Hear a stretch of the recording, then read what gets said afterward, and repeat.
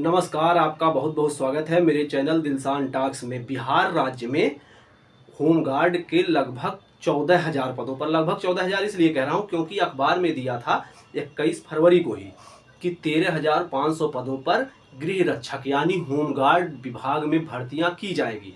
उत्तर प्रदेश में होमगार्ड को होमगार्ड ही कहा जाता है, लेकिन बिहार में इसे अमूमन गृह रक्षक कहा जाता है। तो आपको अगर मैं होमगार्ड कह रहा हूं तो आप उसका अर्थ गृह रक्षक ही समझें। तो बिहार होमगार्ड की भर्ती होगी 2026 में 13,500 पदों पर, यह अखबार में दिया था। तो इससे ज़्यादा ही पद निकलेंगे, तो आप मान के चलिए 14,000 14,500 पद आपको देखने को मिल सकते हैं। कितने पदों पर भर्ती होगी तो जान लीजिए 13,500 से 14,000 पदों पर यह भर्ती होगी। फार्म कब से भरा जाएगा? चेंज होंगे, दूसरे कोई मुख्यमंत्री बनेंगे, पार्टी वही रहेगी, सब कुछ वही रहेगा, लेकिन मुख्यमंत्री कोई दूसरा व्यक्ति बनेगा। और जब तक वह नया मुख्यमंत्री क्लियर नहीं हो जा रहा है तब तक इसका आप संभावना कर सकते हैं कि इसकी बहाली तब तक शुरू नहीं हो सकती है।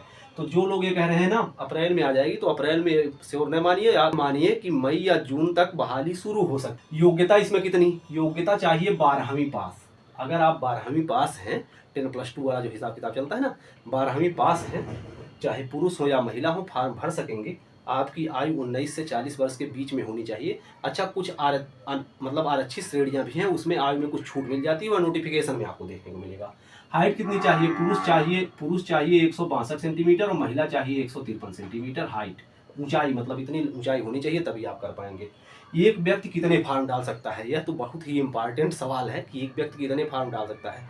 चूंकि गृह रक्षक की जो भर्ती होती है जिलेवार होती है। यदि आप नवादा जिले के निवासी हैं तो नवादा जिले में ही आप फार्म भर पाएंगे, चाहे वहाँ रिक्तियों की संख्या 40 हो चाहे 400 हो। मैं उदाहरण बता रहा हूँ, ऐसा नहीं है कि 400 ही आ जाए या 40 ही आ जाए, मैं उदाहरण आपको बता रहा हूँ। तो एक व्यक्ति एक ही फार्म इसलिए डाल पाएगा क्योंकि वह भले ही बिहार राज्य में भर्ती हो रही है, लेकिन यह भर्ती जिलेवार है। तो जैसे गया, नवादा, जमुई, बांका, भागलपुर, कटिहार में से जिस जिले के आप निवासी हैं उसी जिले के रिक्तियों के सापेक्ष आप फार्म डाल पाएंगे। दैनिक भत्ता बढ़ गया, आप न्यूज में देख सकते हैं, इसमें बताया भी है कि दैनिक भत्ता बढ़ गया। अब कितना हो गया है? 1,121 रुपया दैनिक भत्ता हो गया है। अब बिहार राज्य में भी अगर आप इसका सिर्फ फिजिकल और मेडिकल क्लियर कर लेते हैं तो आपको लगभग 30,000 रुपये महीने बिहार राज्य में अपने गृह जिले में ही आपको कमाने का अवसर प्राप्त हो सकता है। तो आप लोग अपनी मार्कशीट को तैयार करवा लीजिए। अच्छा, जिनके पास डोमिसाइल सर्टिफिकेट यानी निवास प्रमाण पत्र न बने हों वह तब तक बनवा लें।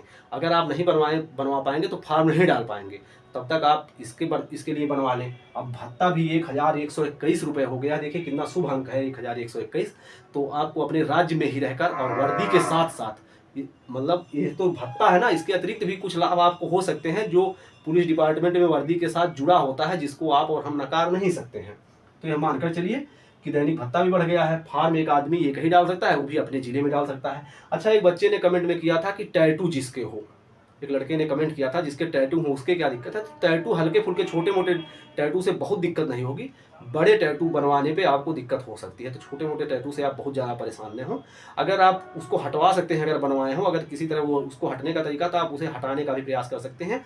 हल्का फुल्का उस पर घाव दिखता है, लेकिन उससे बहुत इफेक्ट मेडिकल में नहीं पड़ता, ठीक है? तो आप इसको भी देख सकते हैं। आशा करते हैं वीडियो पसंद आया होगा, और यह जान लीजिए कि मई जून में आपको यह बहाली शुरू होते हुए दिख सकती है। और सभी जिलों में एक ही साथ फार्म भरे जाएंगे। ऐसा नहीं कि इस जिले में आज उस जिले में कल, सब में एक ही साथ फार्म भरे जाएंगे, लेकिन आप अपने ही जिले की बहाली में ही जितनी भी सीटें रहेंगी उसमें ही आपका सिलेक्शन होगा। बहुत बहुत धन्यवाद।